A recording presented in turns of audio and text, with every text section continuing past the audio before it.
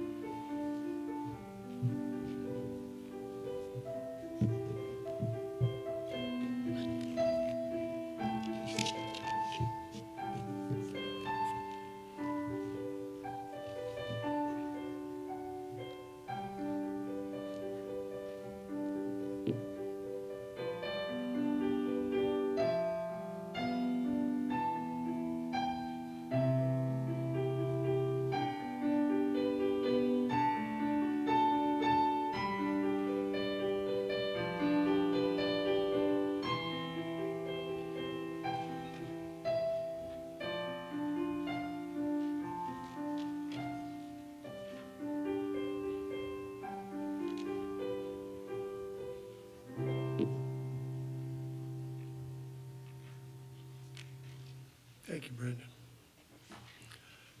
Our call to worship this morning is from Jeremiah chapter 10, verses 6 to 7. I invite you to read along in your copy of God's Word. If anyone doesn't have a Bible and would like one, there's a stack of them by the black bulletin board right back behind you, and you're welcome to use one or take one with you. Jeremiah 10, verses 6 to 7. There is none like you, O Lord. You are great, and your name is great in might. Who would not fear you, O King of the nations? For this is your due. For among all the wise ones of the nations and in all their kingdoms, there is none like you. This is the great God that we come and worship. And so let's sing his praise from the small blue Psalter book, number 149b. Oh, praise the Lord. Oh, sing aloud. Let's stand and sing this together.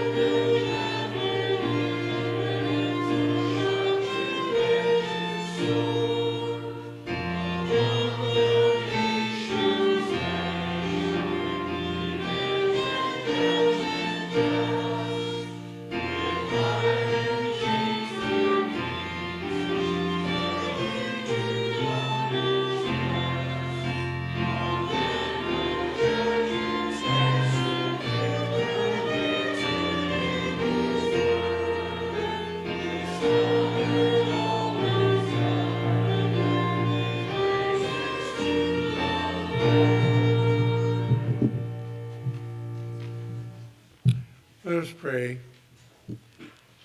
Oh, great God, our King, we come today to worship you. We pray that you would be with us by your Spirit, Lord, enlighten our hearts with your word. Bring joy to us as we worship you and bow down. Lord, we look forward to the time when we may worship you face to face. But during this time, Lord, give us faith that we may know you better and love you more as we study your word and hear it preached. Holy Spirit, we pray that you would be with our pastor as he preaches today, that his word, your word, may go forth through him to us, and that your name would be praised. And we ask it in the name of our precious Savior, Jesus, who taught his disciples to pray, saying, Our Father, who art in heaven, hallowed be thy name. Thy kingdom come, thy will be done, on earth as it is in heaven. Give us this day our daily bread, and forgive us our debts, as we forgive our debtors. And lead us not into temptation, but deliver us from evil. For thine is the kingdom, and the power, and the glory forever. Amen. Please be seated.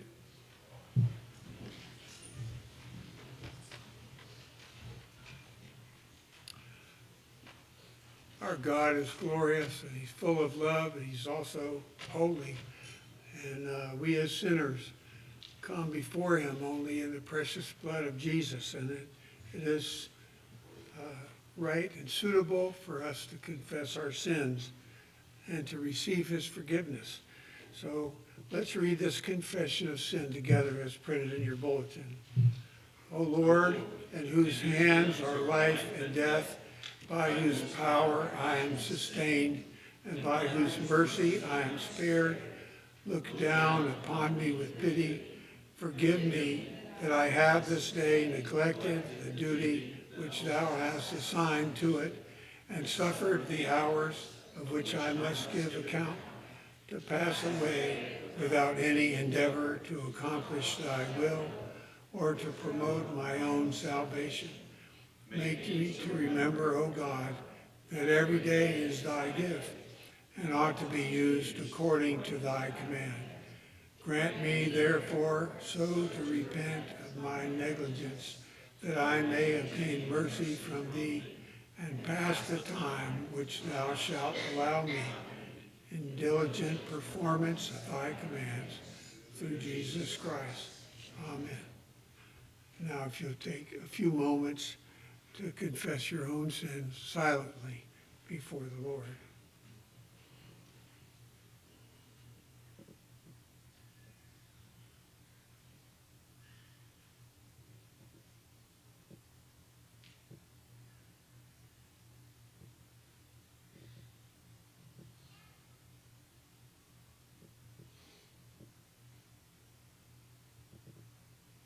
Pray in Jesus' name. Amen. Our assurance of pardon is taken from Exodus 34, verses 6 through 9.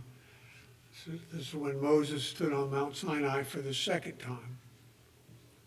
The Lord passed before him and proclaimed, the Lord, a God merciful and gracious, slow to anger, and abounding in steadfast love and faithfulness, keeping steadfast love for thousands, forgiving iniquity and transgression and sin, but who will by no means clear the guilty, visiting the iniquity of the fathers on the children and the children's children to the third and fourth generation. And Moses quickly bowed his head toward the earth and worshipped. And he said, if now I have found favor in your sight, O Lord, please let the Lord go in the midst of us, for it is a stiff-necked people, and pardon our iniquity and our sin, and take us for your inheritance. Our confession of sin today is from chapter 1 of God, from the Scots Confession. Please stand and let's read this together.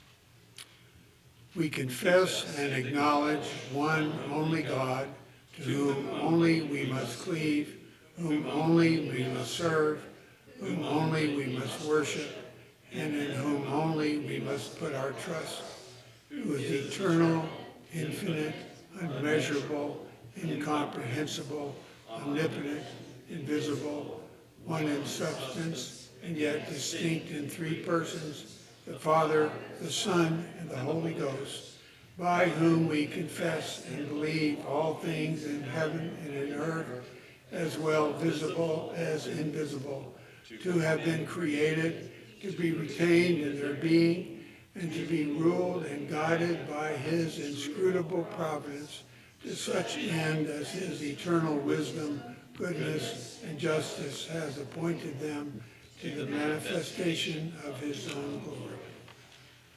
Please be seated.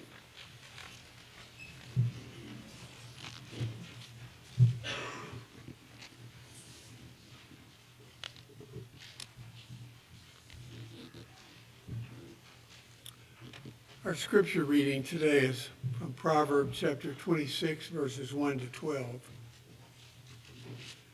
In the Bible, the term fool is used to describe a person who lacks wisdom, acts unwisely, or rejects the knowledge and fear of God. The concept of foolishness is addressed extensively throughout both the Old and New Testaments, often contrasting the life and choices of a fool with those of the wise. And this proverb focuses on the fool. Think about Matthew chapter 7, verse 26, near the end of the Sermon on the Mount, where Jesus says, "Everyone who hears these words of mine and doesn't do them will be like a foolish man who built his house on the sand."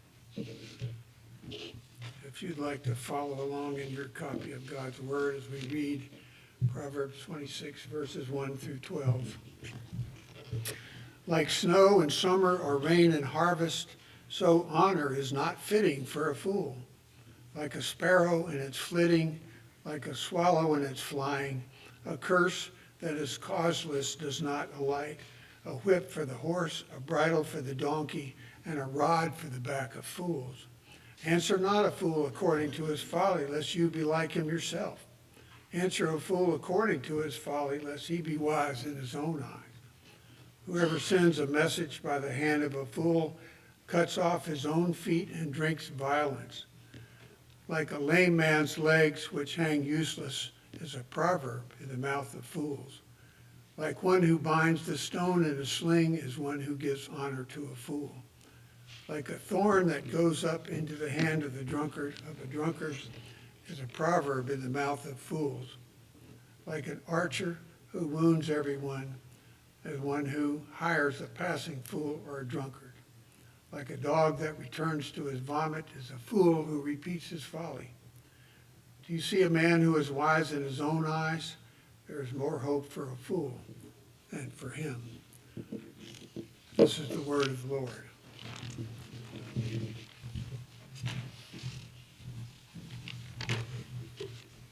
Let us bow before our all-wise God in prayer. O gracious Father, Son, and Holy Spirit, you spoke the world into existence by the word of your power, and all things came to be because you said the word. O Lord, you are our Redeemer as well as our Creator, and when you say the word, your Holy Spirit gives new life.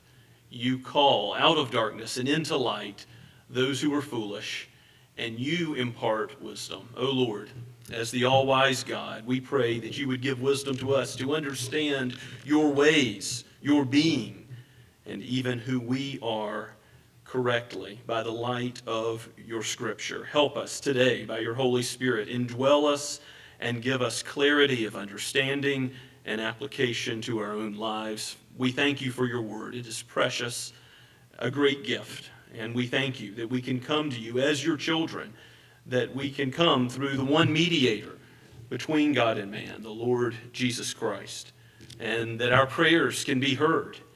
How we thank you that you care for both our body and our soul. We give you praise that you have called us together today. We praise you for the freedom that is from your good hand to do so. We ask, O Lord, that you would be with your church. Bless our fellowship. Make us a people full of love and hospitality and forgiveness. We pray that just as you have forgiven us of much, we would forgive others, and that you would use this as a way to reach those who are still walking in the ways that we once used to walk in darkness. O Lord, give us opportunities to show deeds of love and mercy. We thank you, Father, for those who foster, for those who adopt, Lord, for those who care for the needy. We think of Camp Joy and its ministry in Bunclarkin and now in many other places as well. We pray that there would be great fruit born to those who are helped, who have mental and physical needs. We pray, Lord, for those who are sick, those who are ill. Lord, we particularly lift up Clyde Reed. Oh, Lord, you know if he may be on his deathbed. We ask, Father, that you would be near to him. Give him comfort in the gospel that he has proclaimed. And, oh, Lord, be with the Reed family as well. Father, be with the proclamation of your word in the college setting of College of Charleston. It's Seth Gurley who has come to speak to us about RUF there. We praise you for this ministry around college campuses and ask particularly that you would be with Seth and give him wisdom and direction and give him, most of all, faithfulness to your word in his character and proclamation. We thank you, Father, for this ministry and pray that you would bear much fruit in the days ahead to the praise of your glorious grace. Father, we praise you for your proclamation of your word the world over with every nation, tongue, and tribe. We see that you are raising up disciples from around the globe, and we thank you for those in Uganda that you are raising up to teach and preach through the ministry of Drew Goodman and others in the Seed Ministry. Father, we pray for the Cottons and Lee Shelnut, and Father, we pray for the hospital in Sahiwal, Pakistan, and for its future leadership, thanking you for Dr. Ackerman and all that has come before, how you have blessed so many in word and in deed through it. We pray, Father, that you would be a God who shows yourself to be great to those who are in the darkness of Islam, that you would pluck many out who are your sheep, and that you would build them up in the grace and knowledge of the Lord Jesus and the steadfast truth of your flawless word. We pray, O Father, that you would bless our own, those who are in college and beginning careers and who are making difficult decisions about where they will glorify you in this life. We pray for wisdom and guidance and direction, O Lord. We ask also that you would bless the marriages in this congregation, that you would give a blessing to husbands and wives, that their affection and joy in one another would be glorifying to you, and that they would raise up those in their care, those children that you have given or will give in the nurture and admonition of you. We thank you, O Lord, for little Elias and the answer to prayers for him in the last week. We praise you for Jonathan and pray that you bless Pat and Maddie and Jonathan all his days ahead. We ask, Father, that you would make us a church that is known for caring about the young, as Jesus has told us that such are those that belong to the kingdom of heaven. Oh, Father, we give you praise that you are building up a multi-generational church where the older women teach the younger women, the older men have wisdom to give to the next generation. We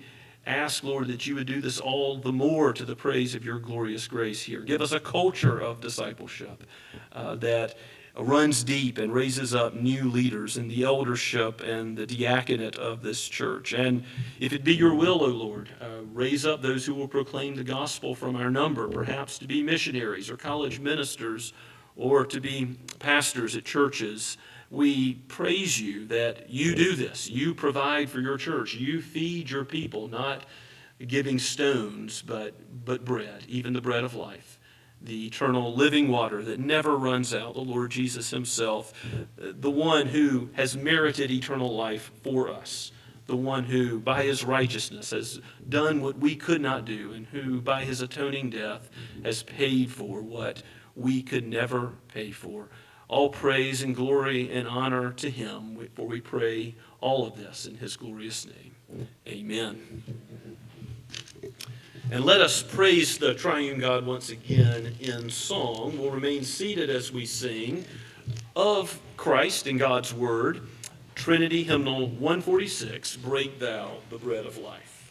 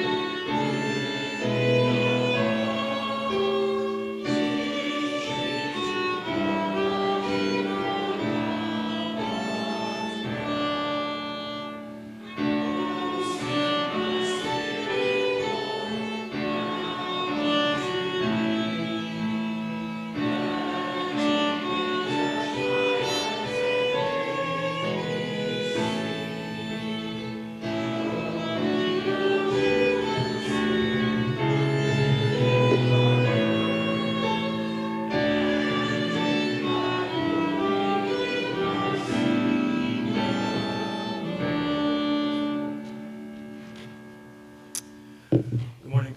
Let's pray together and thank God for all the blessings we have. Our Lord God in heaven, we live on this earth, this fallen earth. We walk through this wilderness alone, but with you. We thank you for your presence in our lives. We thank you for your Son who died for us. We thank you for all the blessings that you give us through that exchange. We know we're not worthy, God. We know we're not worthy to be your people, but you have called us to be your people. That's the only reason. We thank you in his name. We thank you for this opportunity to be here, to praise you, and do it together, Lord, as a body for you. In the name of Christ we pray. Amen.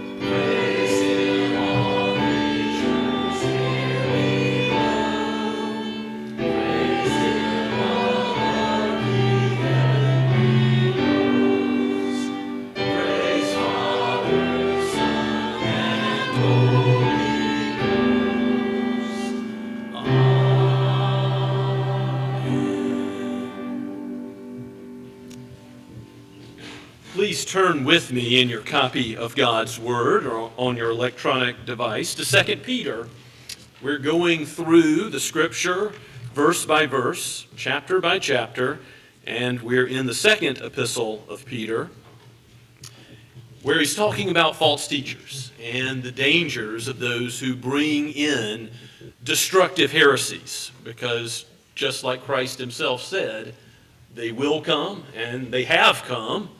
Peter is reminding the church before he dies that there's a real danger in destructive doctrine and the destructive lives of these false teachers and how they live and what they proclaim.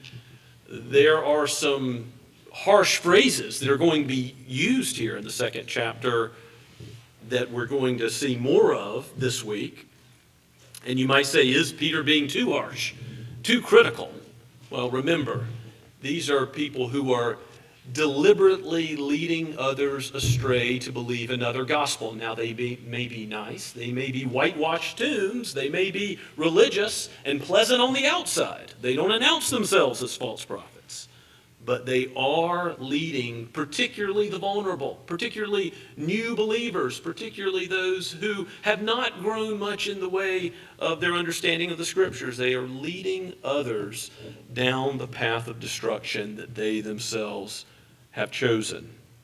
And so, just as Christ has hard words for the Pharisees and the scribes, so also Peter has hard words for these false teachers. So we pick up in the middle of verse 10, so I call it 10b. It's usually a new paragraph depending on your formatting of your copy of the Bible. But at the word bold and willful, speaking of these false teachers, and we'll go down to the end of the chapter.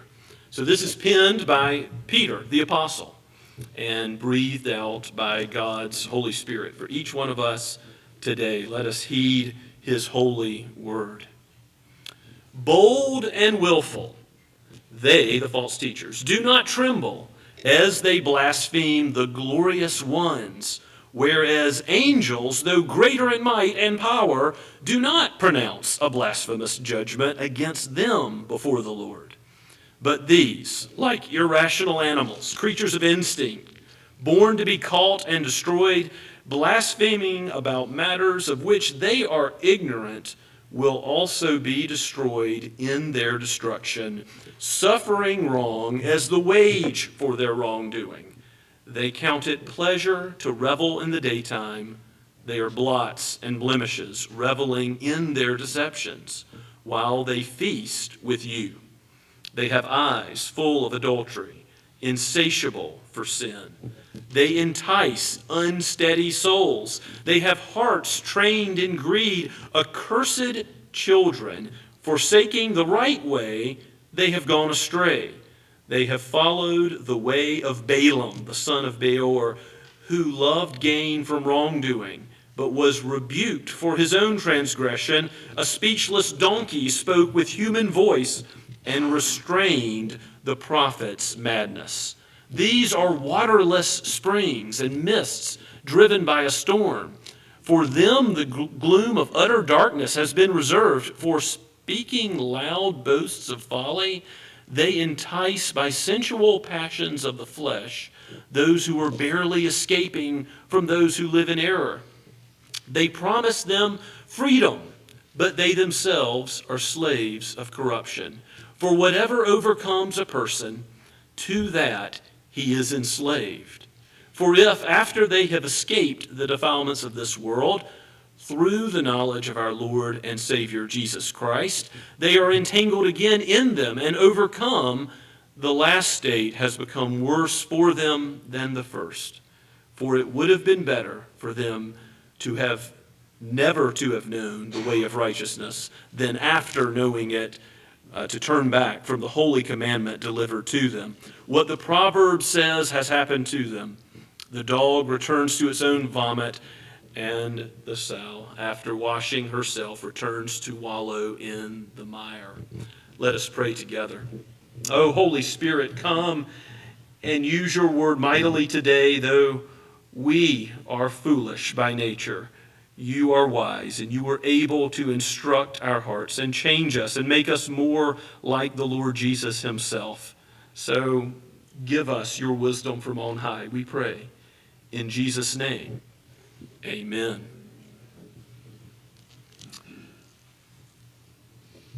What Peter is doing with what may look like name-calling, these descriptions that go on, the harsh language, what Peter is doing is using the light of God's word to reveal the darkness for what it is. Because we do tend to think, don't we?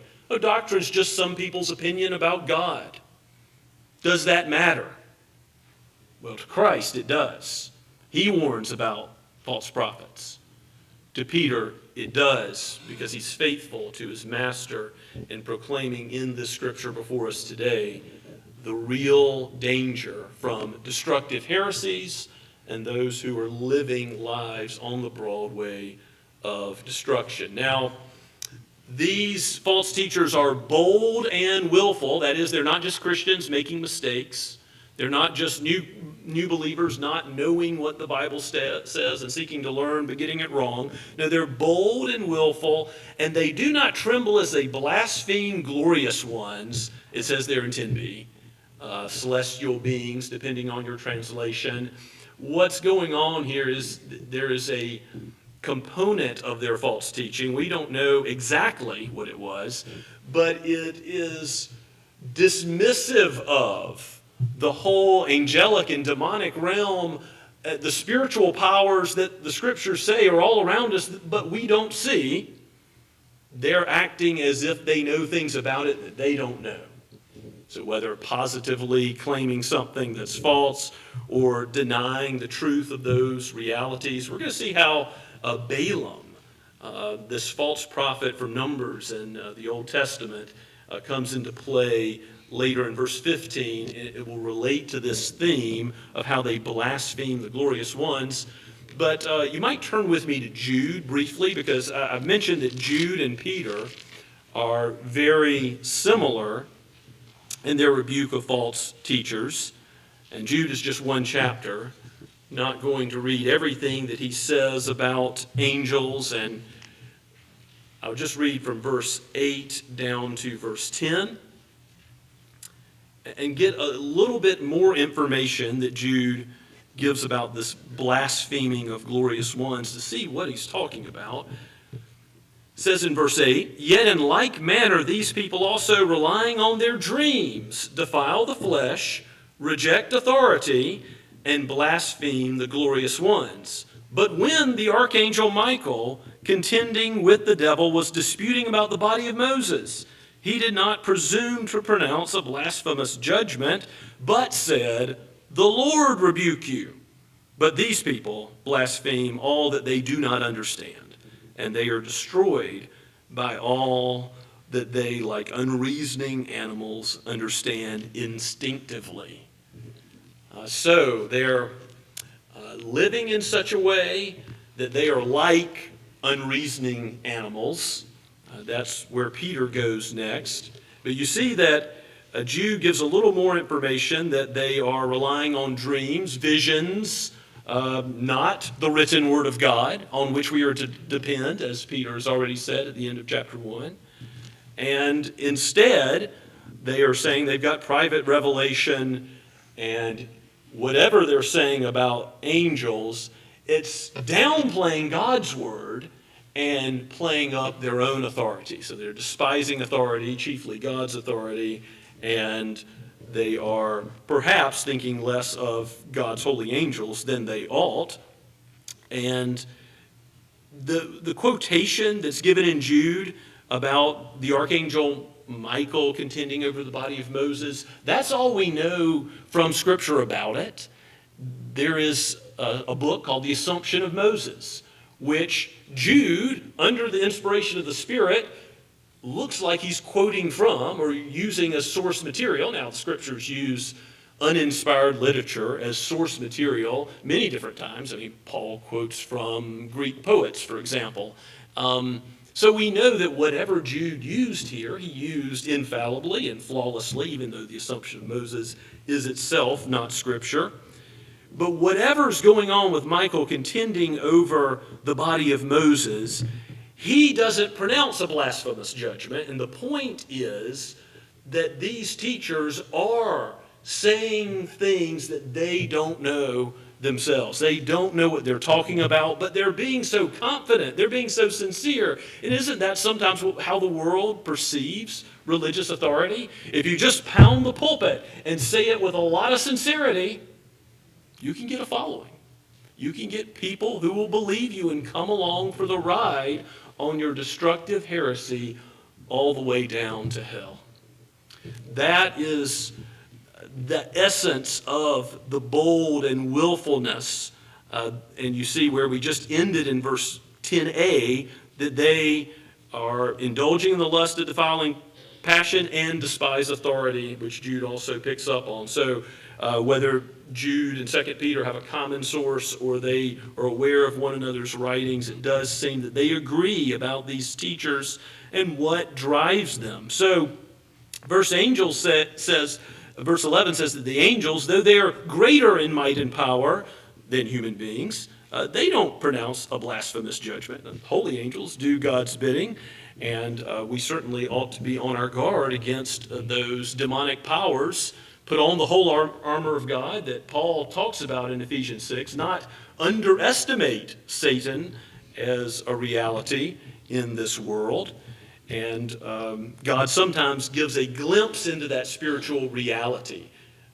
You think about the chariots all around in the Old Covenant, as that scene has opened up, is similar to Balaam and what happens with the talking donkey in Numbers 22. Numbers 22 through 24 tells the story of Balaam, and I don't know if you're familiar with it, but yes, there's a talking donkey, and as Christians, we believe in many miracles. It's not like people in the days of Israel's wandering were unsurprised by a talking donkey. No, that was pretty miraculous then as well, just as a talking snake was in Genesis 3. There are many miracles that we believe that are greater than these, right? The creation of the world in the space of 6 days by the word of God's power. The resurrection of the dead of the Lord Jesus Christ. I mean, Jonah being sustained in a whale's body for a few days, that's lesser. Talking donkey, that's definitely a lesser miracle. But it is a miracle. What happened is there's a king named Balak, king of Moab. He sees the Israelites on the border of Moab, and he's concerned. And so he brings a man called Balaam, who is a practitioner of divination. He is a false prophet. And again, you can read about this in Numbers 22 and following, a good afternoon activity for this Lord's Day. But it's a rip-roaring story. Balaam, for money, is hired by Balak to go and pronounce a curse on Israel, because Israel's close to Moab, his kingdom. And the king insists on this several times. And in essence, God forces Balaam to bless Israel instead of curse Israel. In fact, by the time he's gotten to his third oracle, not only does Balaam not do what he was hired to do, pronounce a curse, he does the opposite. He pronounces a blessing on Israel and a curse on Balak, the king of Moab. So, of course, he's fired. And the resulting fourth oracle he pronounces, he gives for free. And again, God uses him to state some truths about the Lord Jesus Christ to come in prophecy, even through this mad false prophet. But the point that Peter is bringing out, his madness that's spoken of in verse 16, his madness was restrained by a donkey, because the donkey goes off the road and is cowering. The donkey sees the angel of the Lord with a drawn sword, ready to kill the false prophet for speaking a false word. But Balaam goes on ahead See, this is how he's like the false teachers in Peter's day and in Jude's day. Balaam goes on ahead, even getting this warning from the mouth of the dumb animal that he should not do what the king of Moab wants, and he should do what the God of Israel says. He still goes on ahead and goes with the contingent that are going supposedly to curse. And even though God changes what he will say to his glory and the good of his people, which are blessed, Balaam, the son of Beor, sought to get gain from wrongdoing, from pronouncing what ought not be pronounced, to be a false prophet, and to get gain from it. So that's the essence of his motivation. And Jude also brings up the story of Balaam along with Cain and other examples from the Old Covenant as well. So you see again the similarity between the two accounts. Now, the lives of these false prophets are really brought into view in verses 13 and 14. They are suffering wrong now as the result of their wrongdoing. They're being judged now. God is protecting his sheep, but he is judging them by giving them over to their lusts and desires. They want to rule their own lives and be free to live how they want. Well, they're living in chains. Gloomy darkness is reserved for them. They are slaves to their reveling. And they are like irrational animals. It says in verse 12, they're like dogs. What does your dog care about? Eating, drinking, the lady dog, reproduction, things associated with it, ease, comfort. That's it, just a brute beast. And if we're honest, this is what many in this world are living for. Worldly pleasure. It doesn't ultimately satisfy. That's what King Solomon discovered as he tried it all. Look at Ecclesiastes 2. He finds that these things don't ultimately heal the hole in one's heart that is shaped for God and God alone.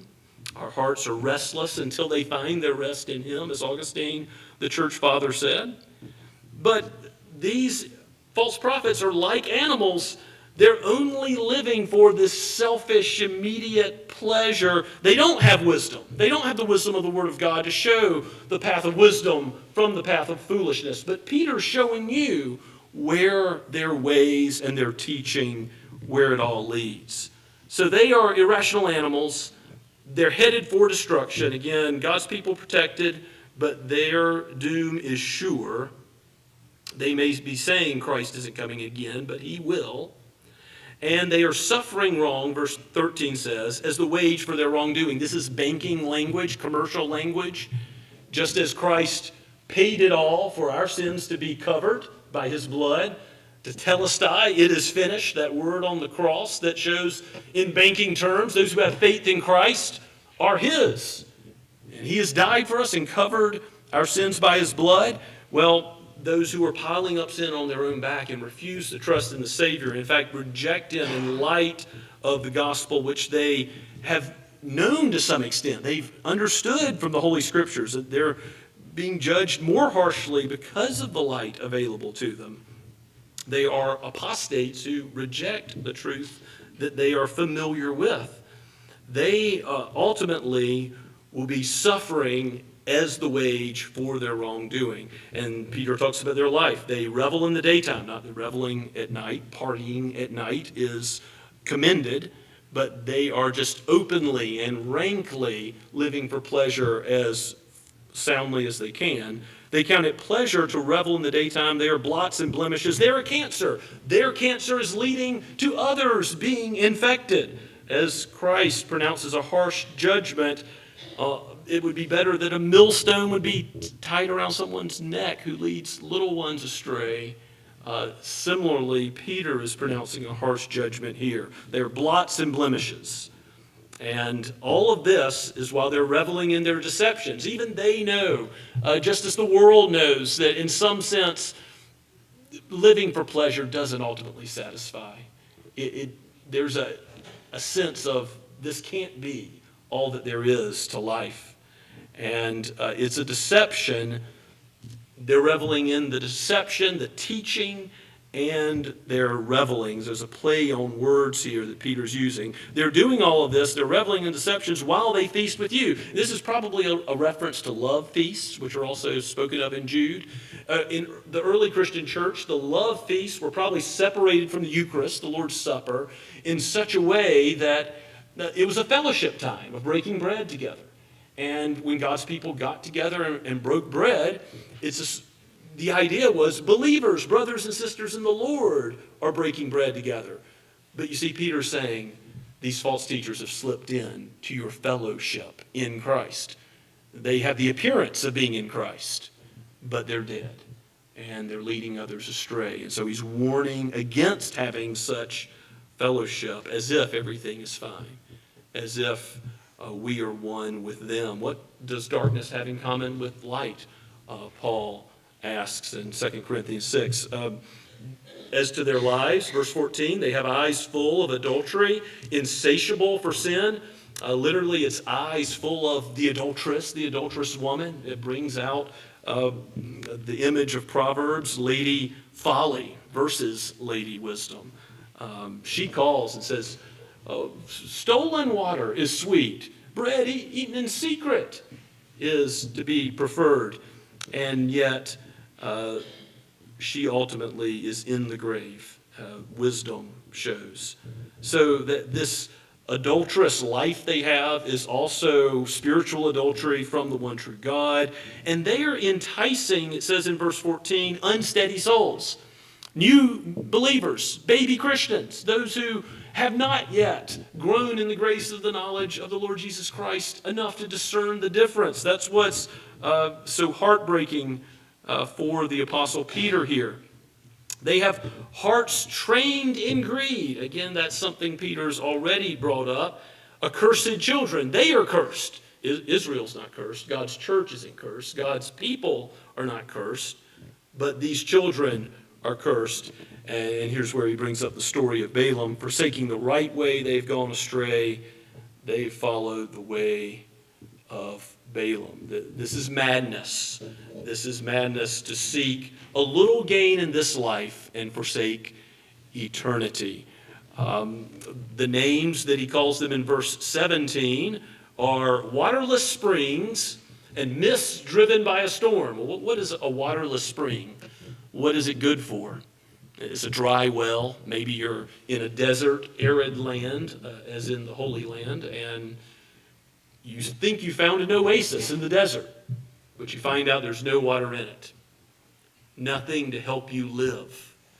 You see, they have nothing to offer. They don't feed you with the living water that never runs out, the Lord Jesus Christ. Instead, they give stones for bread. They have nothing to offer. They are dangerous, like an empty well in which you can fall in. And they are mist driven by a storm. What does that one mean? That image is, again, a desert climate. You're glad to see rain. God is sending the rain to water the crops, but it's just a cloud, and then it moves on. It gives the appearance that it's going to rain down something to give something life-sustaining, but no, that's just appearance. The cloud rolls on by, and the truth is being revealed by God's word about who they are and what they teach. For them, the gloom of utter darkness has been reserved. Don't follow after them, however persuasive they may be, however loud and sincere they may be. No, for, verse 18, speaking loud boasts of folly, they entice by sensual passions of the flesh those who are barely escaping from those who live in error. Now, those who are barely escaping from those who live in error, the Gentiles, the world. And so these are people who have gone out of the world into the visible church, but they're new believers. And here, it's sensual passions that are being used to recruit. So they're saying you can live how you want to live. Forget all these laws. Forget holy living. Forget being made more like Christ. You see the appeal of that.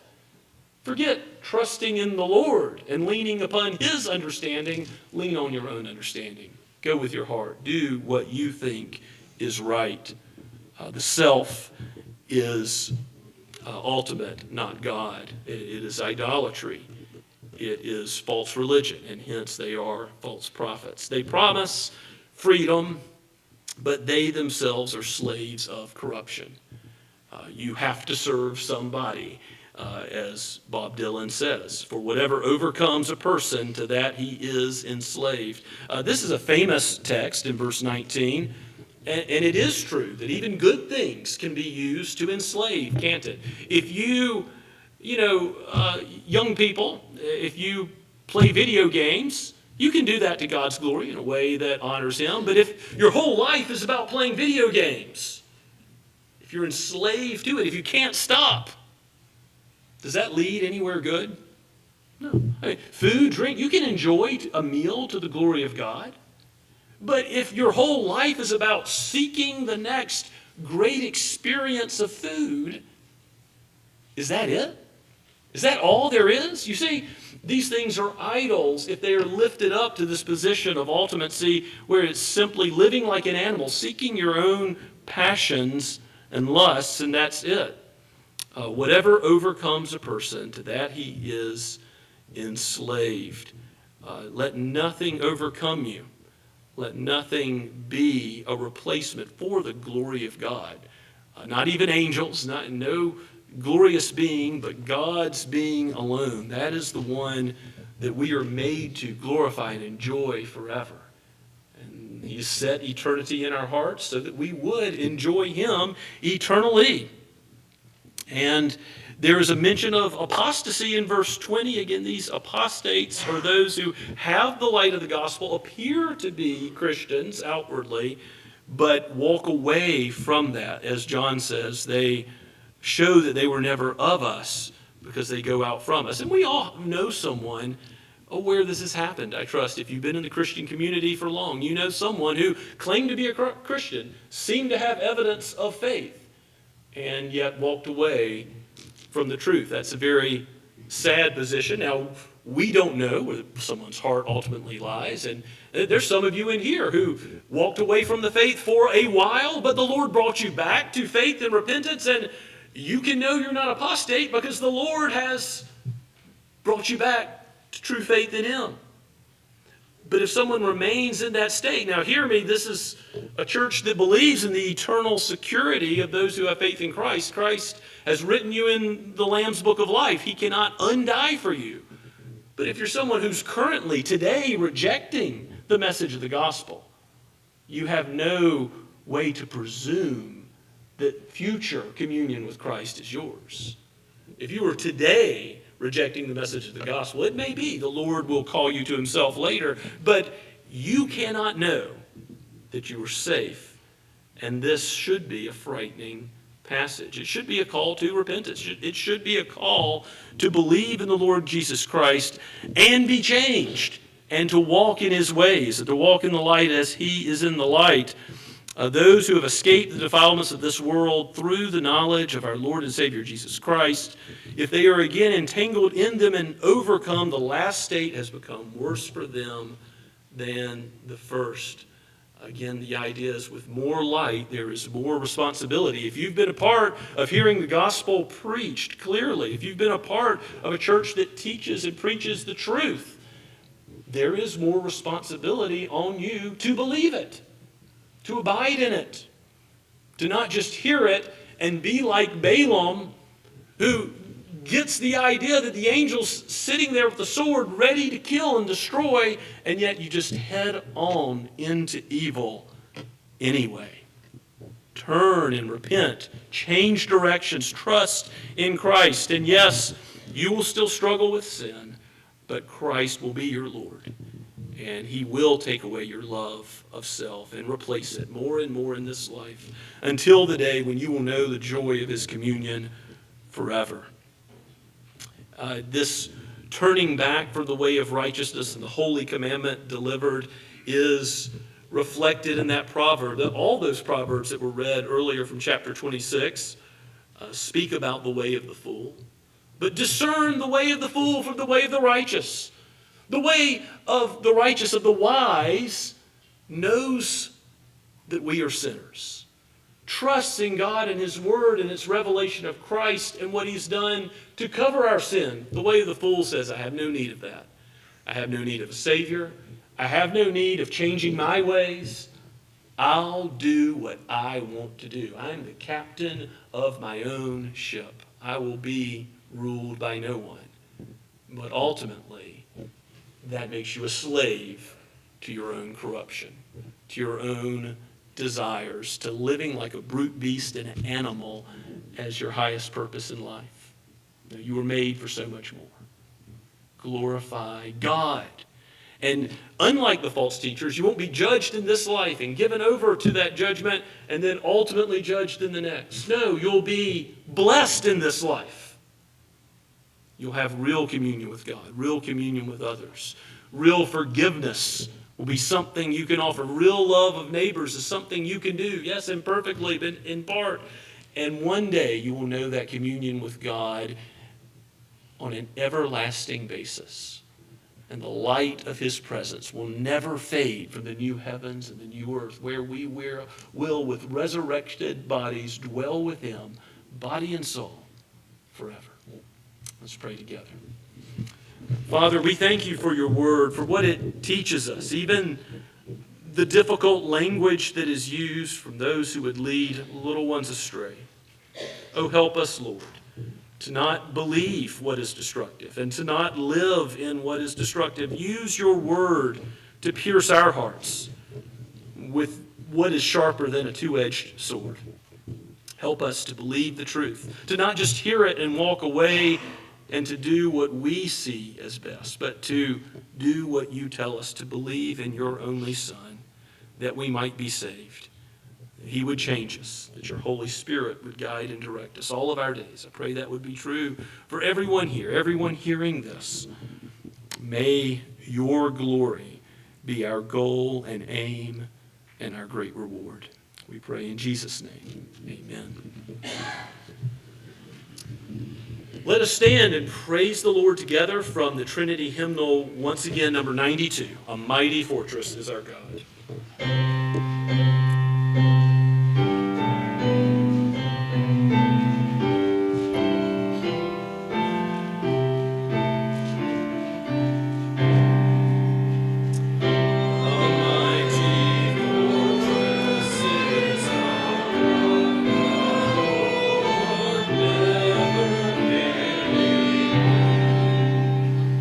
Our helper, be all